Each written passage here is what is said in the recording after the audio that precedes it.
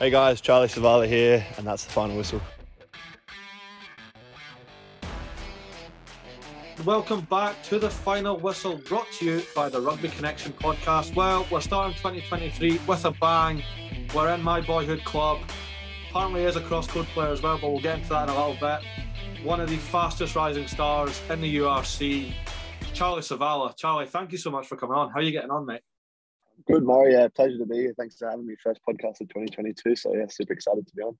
Yeah, like I said, yeah, you're our first guest of 23, so we're getting off. 22, Jesus Christ. 23 we're in now. Sorry, that's my bad. 23, yeah. 2023. Good start. I know, it's still early though, so we'll let you off with it. No worries. First question we ask all our guests, just to get the ball rolling. What actually got you into rugby? Rugby. Let me cast my eye back. My old man had a background, he played football. So I remember my first sort of taste of rugby was when I was probably about 3 or 4. I was actually playing football and I was no good with the ball at my feet, and I was putting goals as from a young age. So I remember them kicking the ball, and I remember just getting the ball and picking it up, and I remember just running the ball. I think it was like length of the field, and then my old man after turned around and he just looked at me like he said, "Oh, I don't think rugby's for you, mate."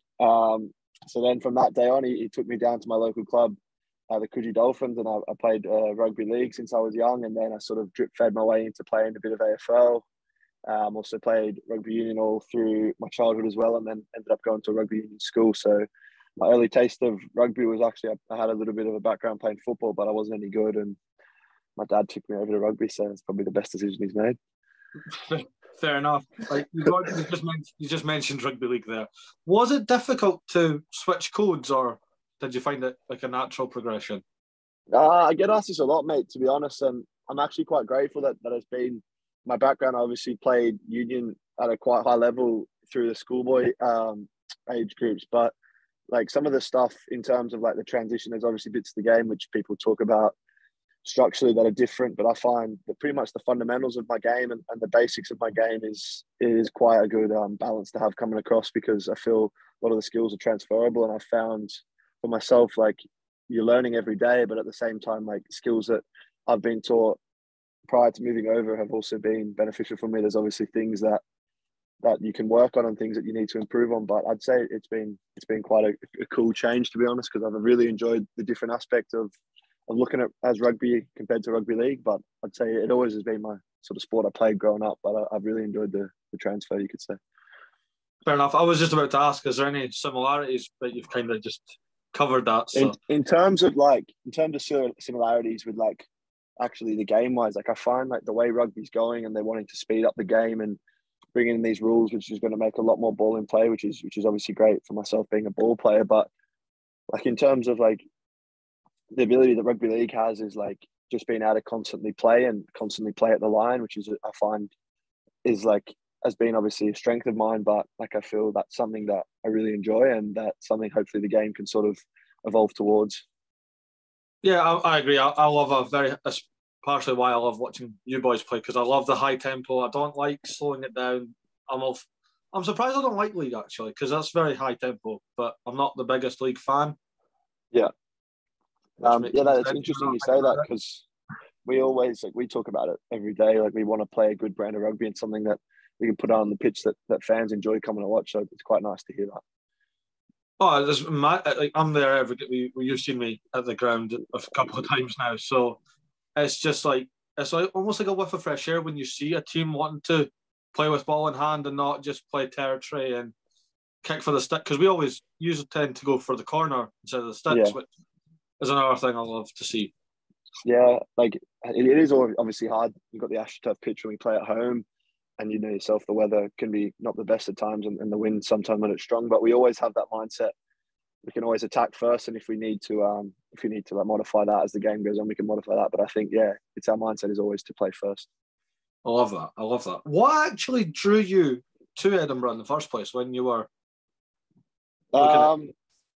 So when the sort of like transition came over, I spoke about it a couple of times, but I ended up getting picked up when I was just playing locally back home for my local club. And when I came over, I don't know if I had the choice, but it was either obviously Glasgow or to come to Edinburgh. So like both my uncles went to uni in Edinburgh. My dad, obviously being Scottish, he talked very highly of Edinburgh as a place. So when I found out that it was Edinburgh I was coming to, and the beautiful city it is, and I've got to know so well now, it was so exciting.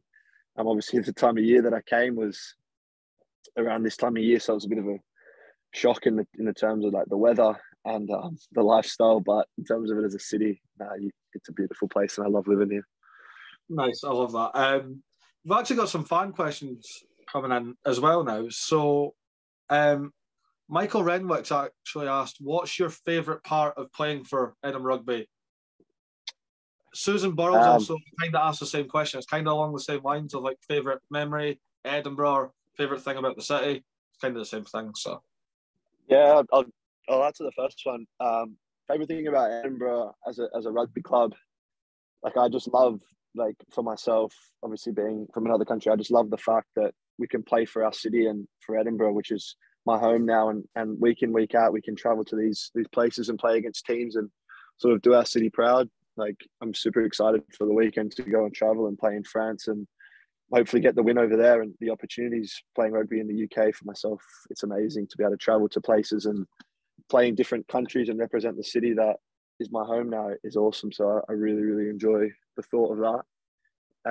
In terms of Edinburgh memories and Edinburgh as a place, I'd probably have to say my most recent memory that sticks in my mind would be, I didn't get many minutes, but coming off the bench in the 1872 Cup just at home a couple of weeks ago, despite the result, like the atmosphere playing at Murrayfield with a good crowd behind you was such a buzz, and it was something that when I first moved over was always a dream of mine. Like walking into Murrayfield as it is empty, you still get that buzz of wanting to play there, and to be able to fulfill that with a good crowd, despite not getting the result, was something I'll remember for a long time.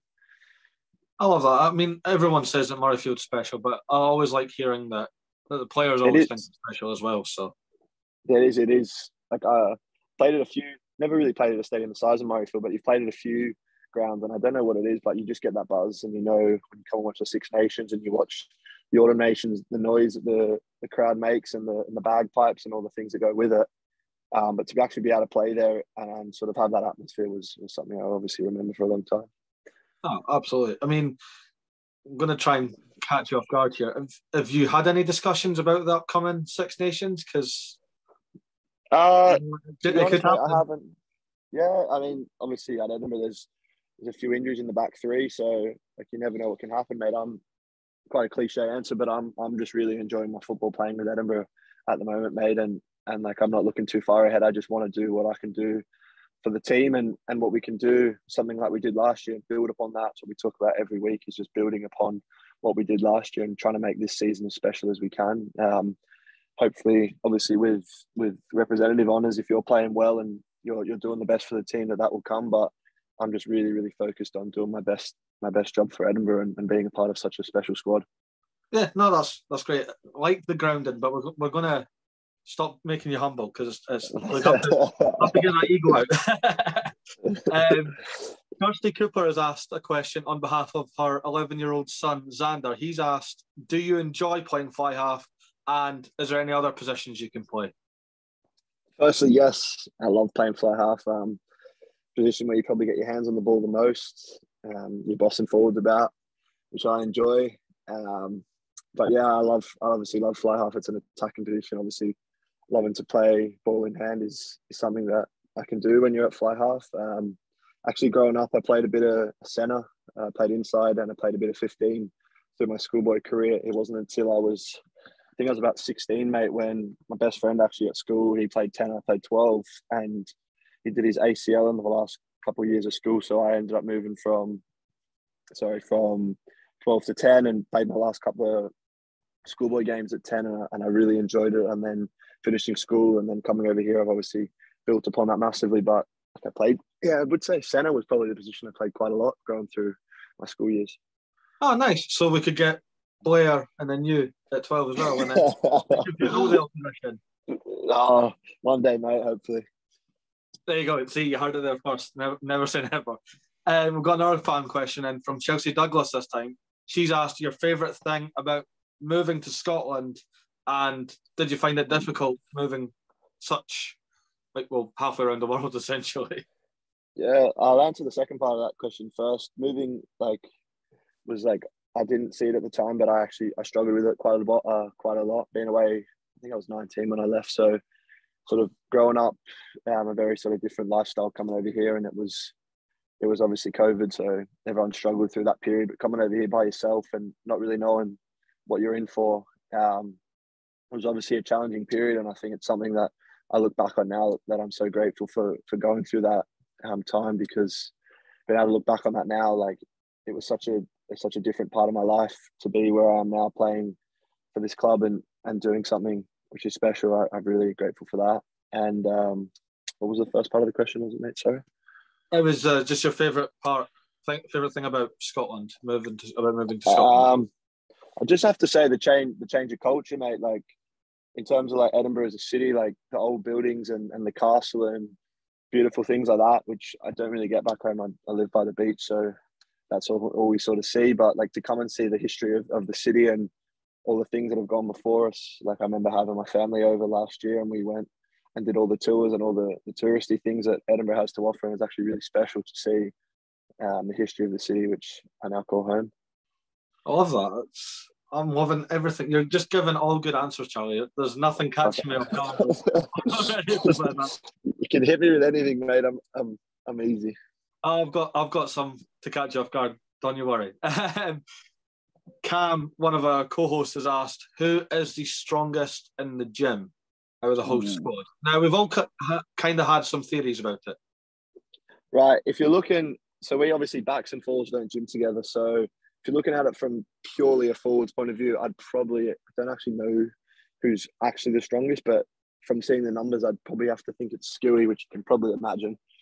Yeah. But from the backs, like, it's quite a weird one, but like pound for pound, Benny Velicott has to be the strongest. Like he packs a punch for his weight. We do a lot of like our S&C coach Mark Robertson is big on like competition, so a lot of our weight sessions are sort of molded into competition style things, which I really enjoy. And he sort of splits it into like weight categories to make it fair. And Benny Velicott always wins punching above his weight, so he'd probably be the strongest back pound for pound. But amongst the forwards, I think you can pretty much guess who's the strongest forward. Would be Skewy. We all kind of chucked our own names in it, and so. But to be honest, I've never seen WP lift weights, because he's been around the blocks for a while. But I can imagine back in his day, he would have shifted since him. That man looks real strong. I might have to ask him that one. We'll find that. We'll get an definitive answer, because So Cam said Shuey. Yeah. Jemma said Sam Skinner because she's from Exeter, so it was a bit biased. That's cool. I chucked in Jamie Ritchie because I feel like Jamie can pack a punch as well. I feel like it doesn't come, like you don't see it, but yeah, I think purely from like a size wise, Skewy is just huge. So maybe that, but like I don't know. We might have to do that. We might have to get like a strongest man competition or something. Yes, Edinburgh's strongest player. There you go. I'm surprised you picked Ben. I thought the definitive back would have been Dewey. I thought it would have been Doohan. Oh, I forgot about Dewey. He would hate me for this. Yeah. Dewey will definitely be the strongest. I totally forgot. Yeah, Dewey. But Benny for his size would be pound for pound the strongest. There you go. There we go. I can't believe you forgot Doohan. He's a man. I know. He's huge. Jemma's also asked a question as well. Who is your biggest inspiration? I'll do two. My biggest inspiration off the field is my mum. My mum, like I'm so grateful to come from such a privileged childhood, and my mum has been such a special part of my rugby journey and my journey off the field. She's like a really strong character, and anytime I'm struggling, like most of us, we'll always talk to our parents, but my mum's always been a driving factor, as well as my dad and my brothers and siblings. But one that sticks out being away from her is probably my mum. And then on the field, someone I grew up watching, just probably Quade Cooper, mate. I love the way that 2011 era with the Queensland Reds. He was such an inspirational player to watch, and their team. And I loved what he did on the pitch, and I love watching him play. That's a solid answer. I'm just glad you don't kick like Quade. I'll also keep up with that stupid twist. That doesn't look comfortable. And no. I think he's got rid of that now. I remember watching him when he was younger. He did the whole broom sort of setup, but I'm not too sure. I haven't watched him recently. I think he's in Japan now, isn't he? I think he's at the same club. Benny Toulis, who was at Edinburgh, they're at the same sort of club now. I think it's the Kanetsu Liners. I think they are. Plays in Japan, so the combination nobody knew they wanted, but we all deserve is Ben Toulis and Quinn Cooper. Who's your dream? We'll go for scrum half because you're at 10. Who's your dream scrum half partner? So past and present, you can pick. Cool. Dream scrum half partner. I think probably have to say, obviously watching Loving the Reds when I was younger, I'd probably have to say Will Genia. As a past player, I just loved watching him play. He looked like he was just great to play with, and I feel the boys who have actually played against him said he was a bit of a nightmare to play against on the pitch. But as an attacking threat, I love when he was playing, he was running with the ball in hand. It looked like it would be, as a 10, lovely to play behind. The current number 9, probably simple answer be Aaron Smith. He's just amazing to watch play, and he's got an unbelievable pass. So I love the way he looks at the game, and he looks like he's a real attacking threat when he runs with the ball. So that'd be 2 players that I'd love to play with. Solid answers. Both magic with the ball in hand and just make things look easy. So it's like everyone round them looks even better just because how easy they're making it. Yeah, exactly. And it looks like, especially as a 10, like when your number 9's taking a bit of weight off you by just getting the forwards going forward, it's always nicer to play off. So I think both those players do that really well. I think that's why like the running joke on the pod is that like Romain and Tamak has like the easiest job in the world because you've got DuPont. DuPont, yeah. Just a dream. It is. It absolutely is. Have you got any advice for, I know you're quite young and still starting off in your career, but have you got any advice for youngsters coming through or wanting to make that big move worldwide or anything like that? That's a good question, mate. I think one bit of advice that sticks to my head is my schoolboy coach, Brian Smith, who I was lucky enough to be coached under. He was I think he was the England's backs coach, and he coached at London Irish. His bit of advice for me was when I was going through a period when I was about 16, 17, 18, we just had a crappy run of injuries, which everyone sort of goes through playing rugby. That'd be my first bit of advice. Just don't go away from that if you're having a tough time with injuries or anything along those lines. Like, just stick at it. If it's something you really want to do, continue to stick at it long term. But one bit of advice that stuck with me, which Brian said, he said, when you first go out of school, try and get yourself in an environment full time, no matter what that is, or do something full time. If it is only for a year or for 6 months or 2 years and it doesn't work, you can always look back and say, like, I really gave it everything I had for those period of time. So that was that one bit of advice that stuck with me when I was sort of going through a little run of injuries and I didn't really know what I wanted to do. I was working a couple of jobs and doing my training in the afternoons, and pretty much half the reason that I took up this opportunity was to know that I was going full time, playing in Europe with some of the best players in the world and training with people who are going to make you better every day was pretty much my main reason for advice. So I definitely say try number one. If you're having any tough time with injuries or selection or anything like that, just stick at it. Don't go away from it, because that's something I'm really grateful for. I had good people around me when I was having a tough time with injuries. And then that second one would be just to try and give it everything you can got for a period of time, 6 months or a year, just sort of knuckle down and really try and give it a go. If you can get yourself in a full-time environment, or you can get yourself, just try and do everything you can to try and really give it a go. No, I love that and couldn't agree more. We're going to move into something a little bit different now. It was getting to know Charlie as a person. So it's nothing really to do with rugby. It's just all about you. Nice. So what is your go-to Netflix binge? What do you recommend on Netflix right now? I'm not very good with Netflix. I think me and my girlfriend just recently have started Peaky Blinders. Nice. Boys, I've watched that loads of times, but I'm really enjoying that. I'm quite basic, mate. I love a lot of reality TV. Too Hot to Handle, all that rubbish I watch. No, just because it's easy, mate. I don't know if I have the patience really when I usually just get home from training and just put something easy to watch on something that's just crap, to be honest. Fair enough. Do you have any tattoos? I do. I have one that I'm not very proud of. I got one when I think I was 18. I was drunk and I got something on the back of my arm, which is, could get rid of it if I could. Sorry. And I've also got one on my ankle, which I got before I left, which all my brothers have got. It's just to my mum's Portuguese, so I've just got her name in Portuguese on the inside of my foot. So something I got before I moved over. It's quite a nice little touch. What's the tattoo that you regret? What is the bad one? It was just like it's just lines on the back of my arm. I don't know why I got it. My mates have got it, and we got it before when we were drunk one time, and I regret that. So. Fair enough. At least it's not visible, mate. At least it's not visible. That's the thing. You see boys who get a terrible tattoo when it's on their arm or somewhere where can't see it. It's covered, so we're all right. Happy days.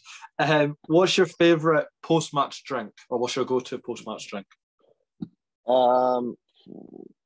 Protein shakes is banned in this show.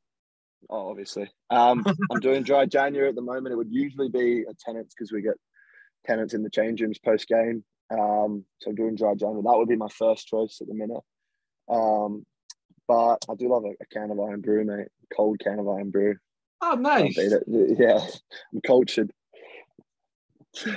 Yeah, no, it's a classic. You've gone for two very classic Scottish answers there. So, well, to be honest, we get what we're given in the change rooms, and it is a Tennent's or an Iron Brew, and I'm happy with either. So.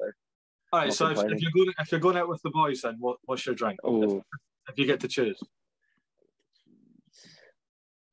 there's a beer which they serve at the Roseburn where we usually go for a few beers after the game. It's called Neck Oil. I think it's a London beer. I really enjoy. I enjoy Neck Oil. There you go. Happy days. Throat lubricant, we call it. Throat lubricant. Is that what you just said? Yeah.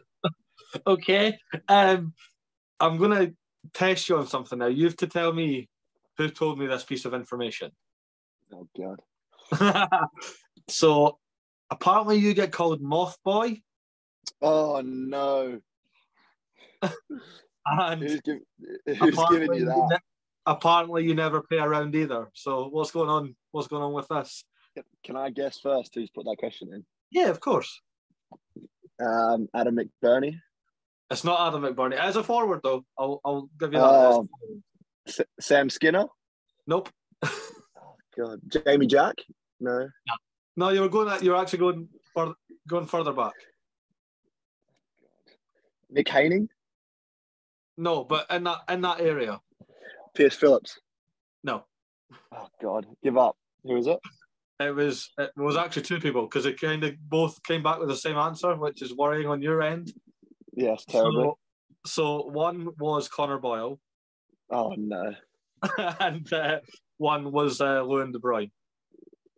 The nickname originates. We were in South Africa and we're playing the game of cards, and he said the loser buys coffees. So I obviously lost, and I was like, right, 2-0, loser buys coffees and cakes. I was like, okay, I'll go again. So I lost, and I bought, I think it was Adam and Pierce, Nick Haining was playing, and Sam Skinzo was playing as well. So I bought everyone their coffee and cakes, and Skinzo wasn't there at the time, so I didn't get his coffee and cake. And then the last day before we left, we're flying out at about 6 o'clock. So Skinzo was giving me the chart. Oh, you haven't bought my coffee yet.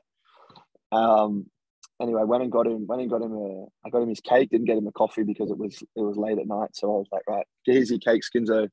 Enjoy it for the flight. Anyway, he gave me a look. He said, "Oh, where's my coffee?" And then that's when they started calling me the Moth. And then it's just stuck ever since, really. But I hate it. Hate the nickname. So I don't want it to stick. Looks like so what about this never buying around? That's chat. That's complete lies. So if we go for a drink, you're on the round. You're on a round. Then. That's more than welcome, Murray. That's fine. First round's on me. Maybe I'm just better than CB and Lewin. Then who knows? CB7. CB 100. He's 100 times better. I think that's what I want. I remember him telling me what it was, and I can't remember the reason. I think it was because like you get CR7, and he was wanting to be better, so it's CB100. I'm sure that's the reason. Love it. But because they've set you up, you could now mention them. You could say something about them. Well, whenever you got Boiler on the podcast again, let me ask a few questions because I've got a few things on him. I mean, we have had Boiler on, so you could just name and shame him now if you want. Probably nothing I can say on air, to be honest. Oh God. Fair enough. I will definitely get an answer though once we're finished. What is your favourite like style of food or food cuisine? I love sushi. Do love sushi. No. Not a fan? I don't do anything out of the water, let alone when it's raw. So yeah, no, I do love sushi. I mean, it can be hit and miss, but I love sushi. It's the first thing that pops into my mind. To be honest, mate, I'll eat anything. I love all takeaways. Oh, nice. I'm not really fussed. What's your favourite pizza topping? Questionable, but I would have to say ham and pineapple. No, I knew you were going to say that. I knew it because every time we get a Kiwi or an Aussie on the show, they always say pineapple on pizza, and then they double down on it. So I'm going to ask you: do you put pineapple on your hamburger? It wouldn't be a no, but I haven't had one on it recently. But if it was there in like one of those buffet style things where you choose what goes on it, and I was having a burger, I'd put pineapple on it. Absolutely shocking. This is I don't know. Every Aussie or Kiwi we have tells me try it, and I'm like, no, it doesn't sound right. No, you got to give it a go. My old man had a weird one. My old man used to make us condensed milk on toast. I don't know what you call it here. Is it carnation milk? Is it? That's what we had. Like what's it called? Like the caramel. I don't know, sort of stuff you have the cakes and stuff. Oh yeah, you have. Is it fairy bread? Yeah, we have that too. But he puts carnation milk or whatever you call it, condensed milk on toast with butter. It's terrible for you, but it actually tastes brilliant. Oh no! No. That's another one you got to try. I'm not trying. I'll try a pineapple on a burger over condensed milk on toast any day. Oh no! What's your I'm just going off food now because you put me off food now. What's your favourite song or style of music? I love all music, mate, but at the moment I like I do like my techno music when there's a time and a place for that, but I like my chill. There's a guy called Loyal Kana I like listening to. He's quite laid back. It's sort of hip hop style rap stuff. It's not too intense. I like that sort of music. I'd probably say that usually when I'm just chilling out. I've also, as I said, I like my techno sort of housey sort of music. Blair Kinghorn's got a set of decks which we have a bit of fun about. I'm normally get the chance. But yeah, they're my two genres I enjoy listening to. Fair enough. I've actually missed a fan question, but we can chuck it in now. Christopher Boyle asked, do you have any pre-match rituals? I've been asked this a few times. I don't, to be honest, I don't really have. I had so many when I was younger. I just would have to wear the right undies. I'd have to wear the right socks. I'd have to do all these weird things. And then just as I've got a little bit older and I've sort of know what works right for me, I think there's nothing really in terms of a ritual. I think it's more like what I do before the game, like to prepare myself best. I think I like to, usually the day of a game, I'll go for a swim. Not at the beach in winter. I usually go to the pool. I like to do that. Also like to have eggs for brekkie. Nothing too rogue, but I just like to do what, in terms for myself, what I feel comfortable before the game, whatever I'm feeling my best, if that's like to do a half an hour stretch or to do a bit of movement in the pool, anything along those lines I like to do before a game. But in terms of like rituals, I don't really have too many. That's fair enough. I like the idea of a nice swim before a game. I like that. It's quite good. Yeah, it is nice when like back home we'd do it a lot. A lot of the boys would do it. We'd call it a game day swim. You'd go when the weather's a little bit warmer. You'd all go down the beach together, day of a game, and have a swim and get a coffee. I always found that was quite relaxing before a game. Can't do that here. It's too cold over here for that. Saying that, I was just speaking to Damo this morning, and him and Langers have been getting in at Wardy Bay, I think once a week at the moment. Don't know if I could do that. No, thanks. They've got these like robes though that you can wear. So as soon as you get out of the water, you've got the dry robe on, so that you're not freezing cold. But still, Oh, nice. Still wouldn't do it. Still not worth. Not for me. Nah. What's your favourite film? I know you said you like reality TV, but everyone loves a good film. Shawshank's got to be up there. Oh, classic. Classic. My dad loves Shawshank. What's the one with the Scottish actor? Is it Law Abiding Citizen? You watch that? Oh, but I've heard of it. I know it's highly rated. I can't remember if I've seen it though. Yeah, no, Law Abiding Citizen is actually my favourite film. It's Joe Butler's the actor in it. Jared Butler, yeah. Yeah, but no, that's a really good film. I also like The Gentleman as well. It's a classic. Oh, so good. I'm so glad somebody's finally mentioned that. The Gentleman. I've watched it at least 5 times, I reckon. I think it's because I was a big Sons of Anarchy fan as well. So as soon as... Oh, no. And then I'm like, oh, it's so good. And it keeps you guessing. When I watch films that you enjoy, you just will just go back and watch them time and time again, good ones. I never really venture into anything new, which is quite sad, really. I know what films I like, and I just watch them if I'm bored. I'm kind of the same, but I will try my best to watch new films. I'm really trying to get my fiance to watch films because she's never seen like any of the Rocky films or Back to the Future. Classics.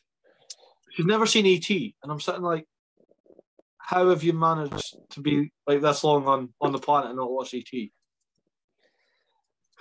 Hilarious.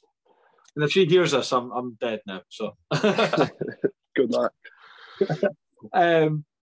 What if you could be any animal in the animal kingdom? What would you be and why? God,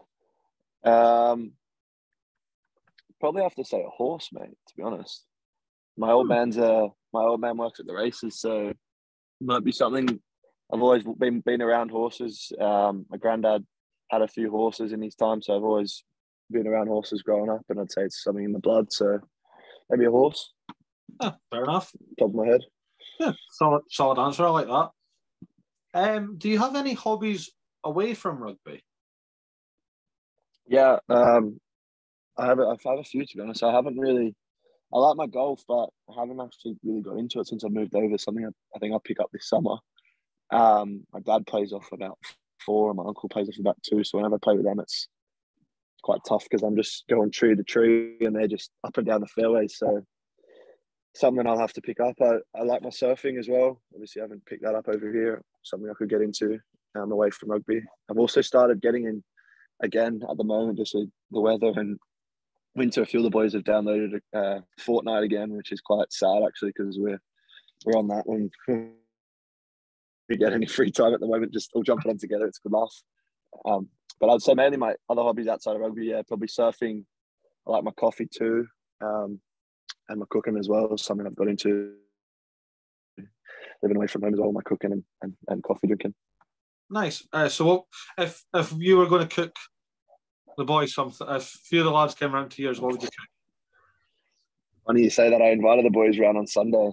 I said, "Oh yeah, I'll cook for the boys," and then Ads McBurney was like, "Oh, I'm not eating what you cook, mate. You're a terrible cook." Anyway, he eats bloody Tesco dumplings for dinner, so he can't talk.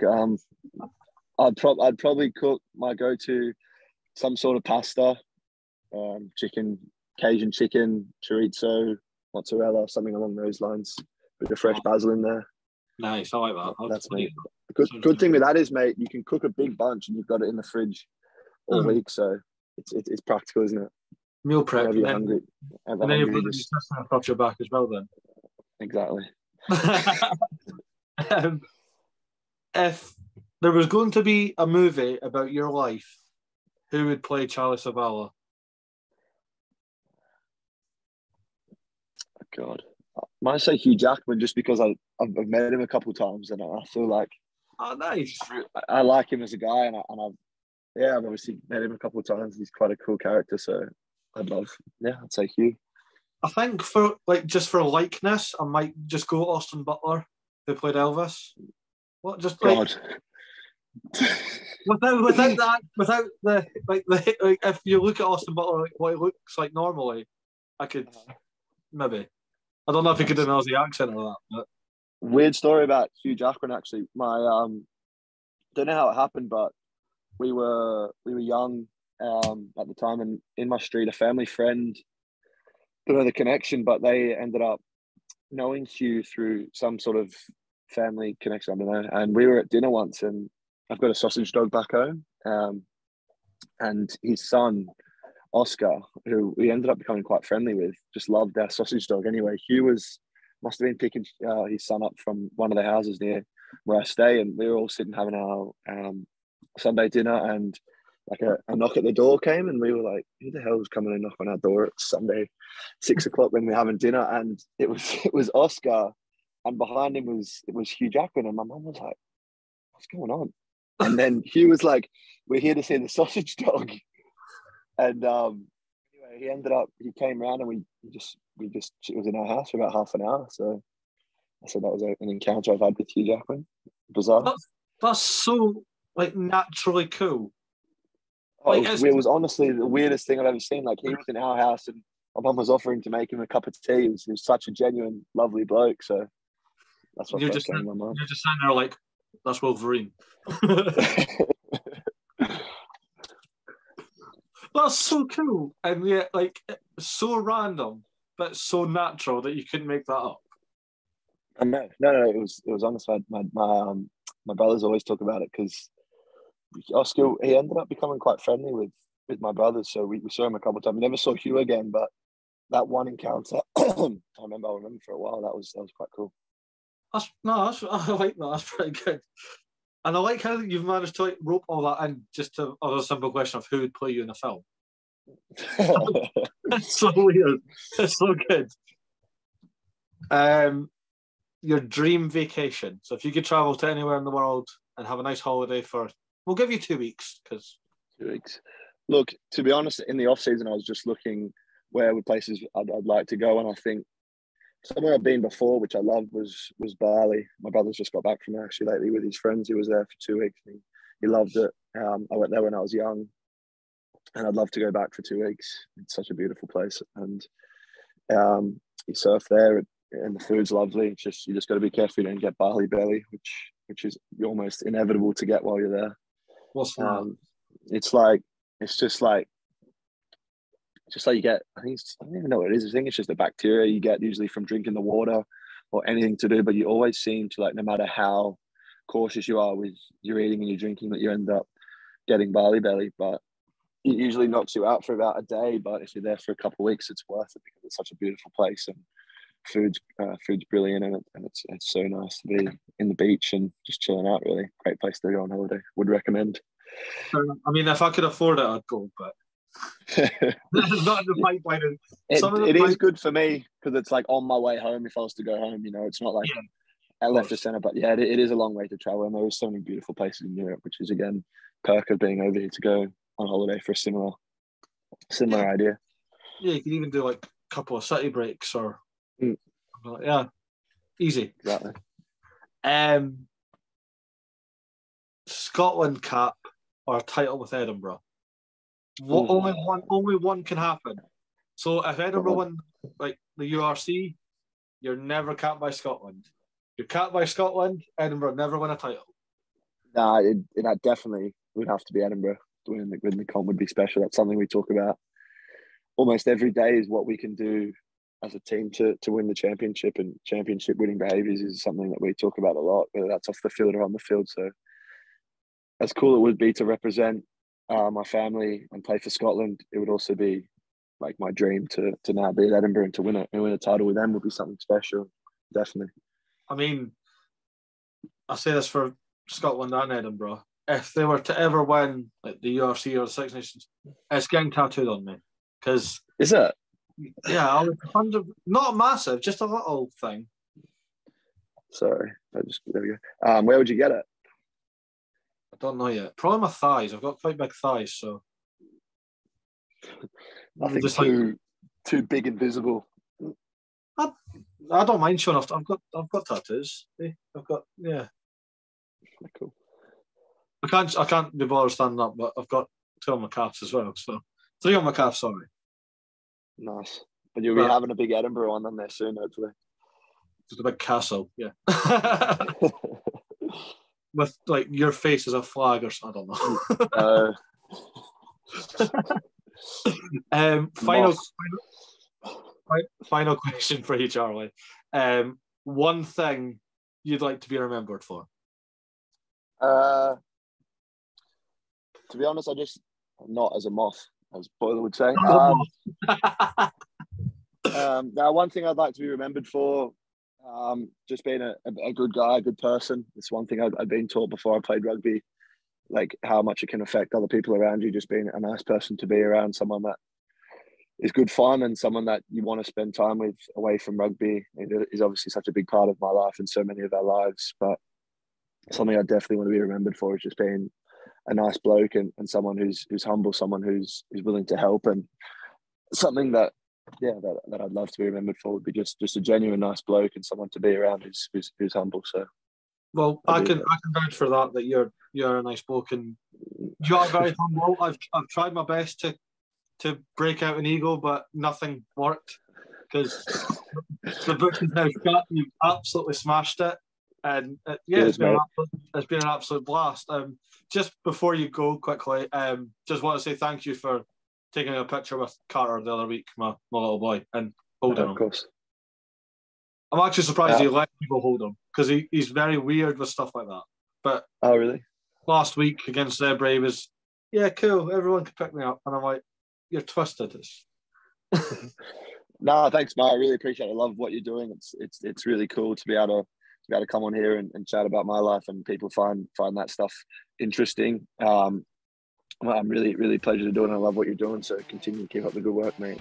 It's a privilege. Thank you very much. Well, you're welcome back anytime, and good luck on Sunday, obviously, because there's actually history in it if we win. So I think the last time Mike was saying, last time we played them, I think we won 2008, was it? 2000, yeah, I've seen it on social media. It was you're looking for the first French victory in France since 2008. So since like Mike was playing. Yeah, cool. Let's get it done. Yeah, absolutely. Well, this has been the final whistle with Charlie Savala, and we will see you